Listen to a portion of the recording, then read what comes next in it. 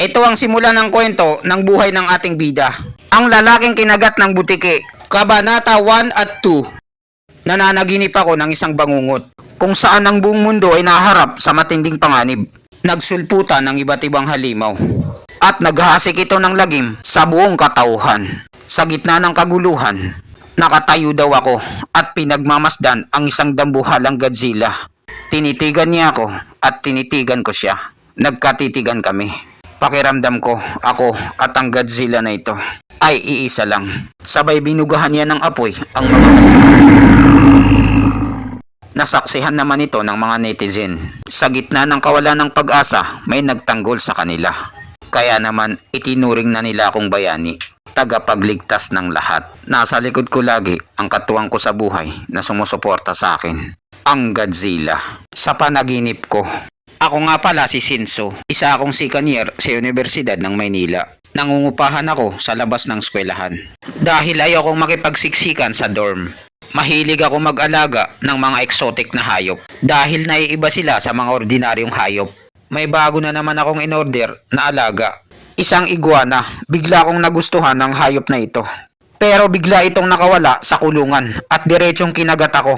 Napakasakit ang kagat niya sa akin para akong tinuli. Para makawala ako sa kagat niya, ginamit ko ang aking iPhone Pro Max 15. Hinampas ko ito ng malakas sa ulo. Saka lang ako nito nabitawan.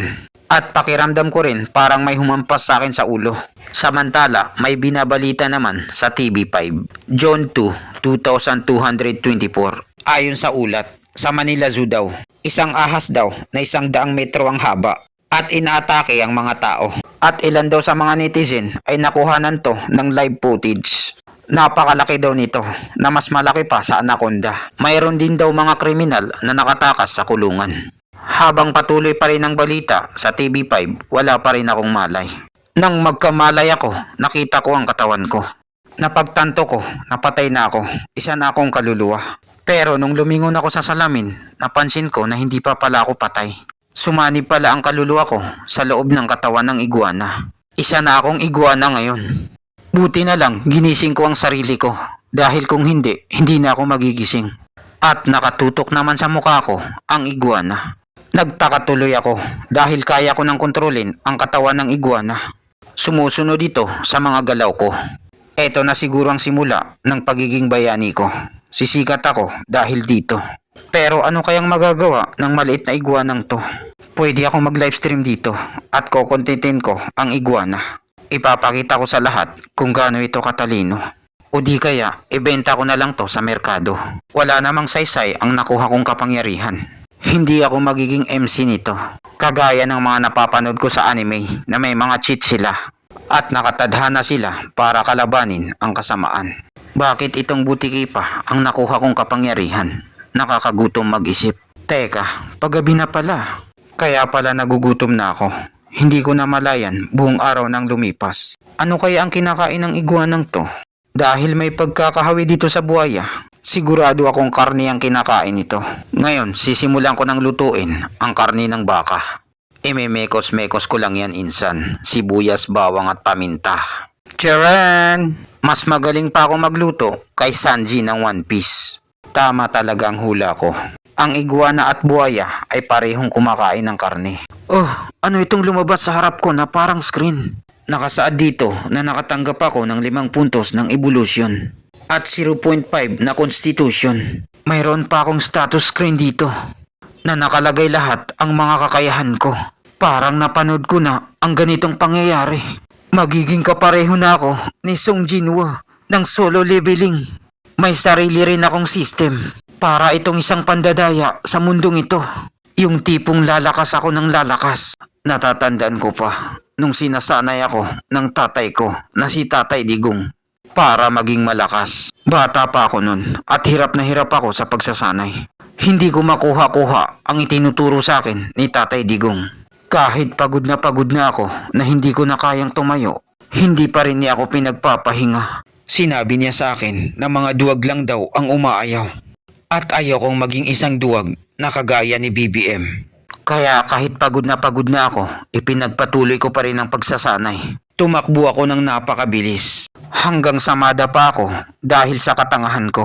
Sabay nagpagulong-gulong ako at tumumba. Sa mga oras na yon, pagod na talaga ako at hindi ko na kayang tumayo. Sabay lumapit sa akin si Tatay Digong at sinabing tumayo daw ako. Dahil wala daw tutulong sa akin tumayo kapag malaki na ako. Pagkatapos ng matinding pagsasanay, nakatanggap ako ng regalo. Galing kay Tatay Digong. Nandito na daw lahat ang inipon niya sa buong buhay niya. Pupunta daw siya sa malayong lugar. At kailangan ko na daw matutong tumayo sa sarili kong mga paa. Ipinaalala niya sa akin bago siya umalis. Huwag daw akong makakalimot magsanay. At kapag naging malakas na daw ako, maaari ko na daw makita ang kabilang parte ng mundo.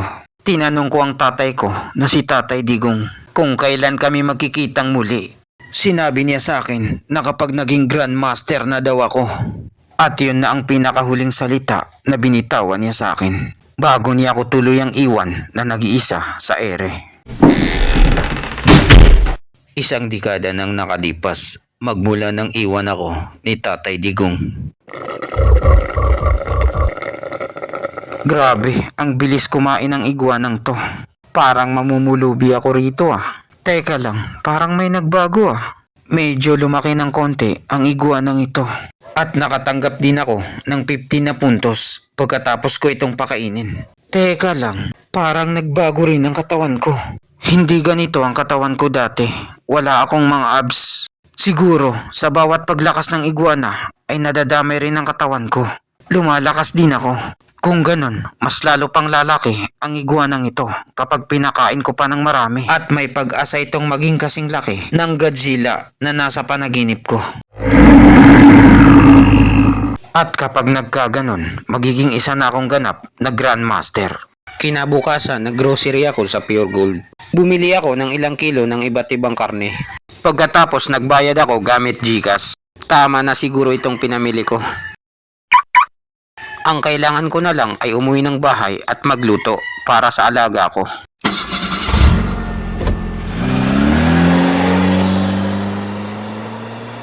Sumapit na ang tanghaling tapat. Naghanda na ako ng pananghalian para sa alaga kong iguana. Kainin mo lahat itong inihanda ko para maging master na ako. Kitang-kita sa mukha ng alaga ko na naglalaway na ito. At sa isang pikitan lang, sinaglit lang ito ng alaga kong iguana. Napakatakaw. Yung inihanda ko ay kasya sa 10 tao.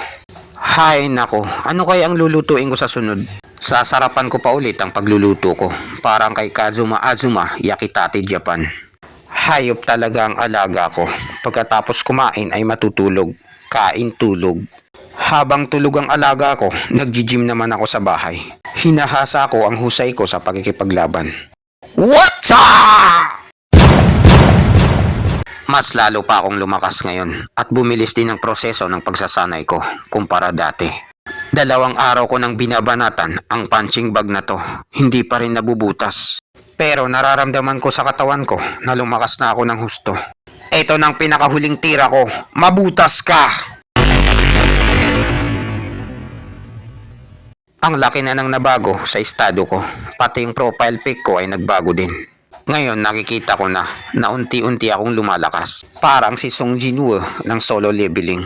Ngayon ang lakas ko ay nasa pinakahangganan na ng Ming Realm. Malapit na akong labasan ng lakas. Natatandaan ko pa yung sinabi sa akin ni Tatay Digong. Ang kategorya daw ng paglakas ng tao ay nahati sa 3. Simula sa pinakamahina na si Ming. Kasunod naman si Dark. At ang pinakamalakas na si Transformation.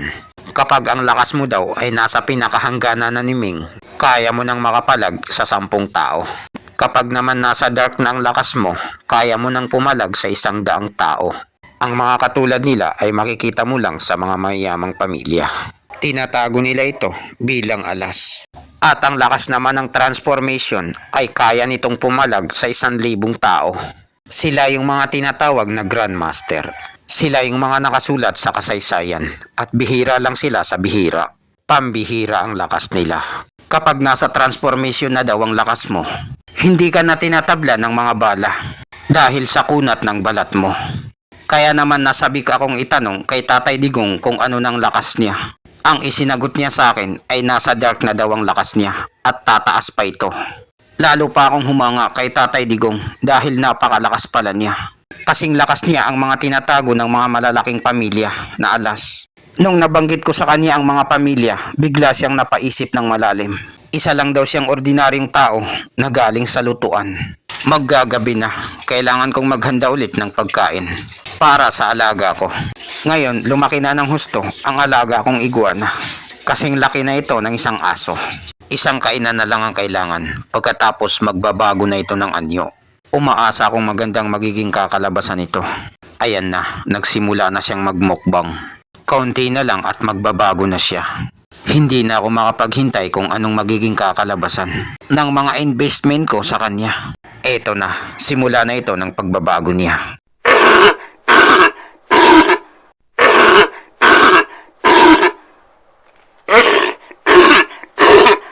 Aray, bakit pati ako nararamdaman ko ang sakit? Parang may tumutubong mga tusok sa likod ko.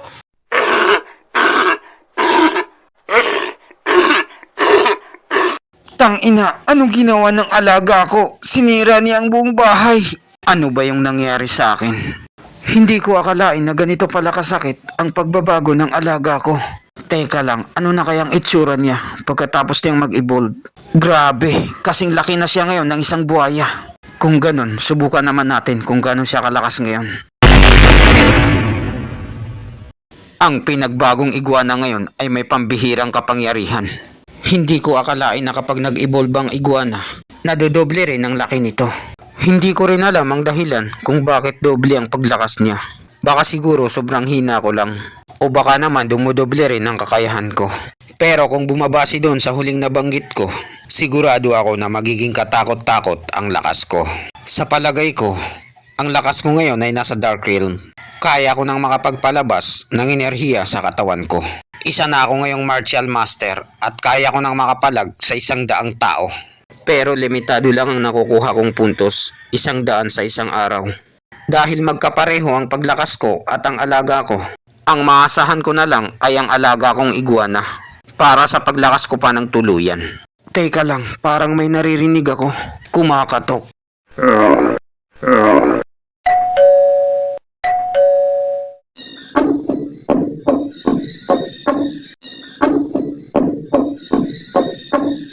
Hoy, kupal! Buksan mo to!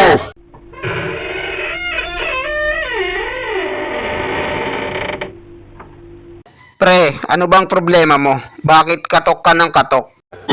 Ano itong nararamdaman kong enerhiya sa kanya? Napakalakas! Anong klaseng bata ito? Pakiramdam ko sa kanya ay kayang-kaya niya akong tirisin sa 1 segundo lang na parang kuto. Bro, ito kasi yun. Naririnig ka namin mula sa baba. Kaya naman tinignan kita dito sa taas. Pinapaayos mo ba itong lugar mo? Ah, ganun ba? Pasensya ka na. Wala naman akong pinapaayos dito. Nagsasanay lang ako, pero hindi ko akalain na napakaingay pala. Ano? Nagsasanay ka, bro? Grabe namang pagsasanay yan. Parang lumilindol kasi. Silipin ko nga kung anong epekto ng pagsasanay niya. Tangina, anong nangyari dito? Parang dinaanan ng bagyong Yolanda. Anong klaseng pagsasanay ang ginagawa ng lokong ito? Sige bro, okay lang. Ituloy mo lang yung ginagawa mo. Pero baka pwedeng medyo ibahin mo. Yung medyo hindi masyadong maingay. Walang problema, pre. Pasensya na sa mga ingay na nagawa ko, ah. Iibahin ko na lang ang pagsasanay ko, yung hindi maingay. Maraming salamat sa'yo bro, sa pagkakaunawa mo sa amin. Sige, paalam. Maiwanan na kita dyan. Kung ganon, oras na para magsimula maglinis ng mga kalat. At dito nagtatapos ang lalaking kinagat ng butiki, ang kabanata 1 at 2. Maraming salamat sa panonood. Mag-subscribe para laging updated sa buhay ng butiki.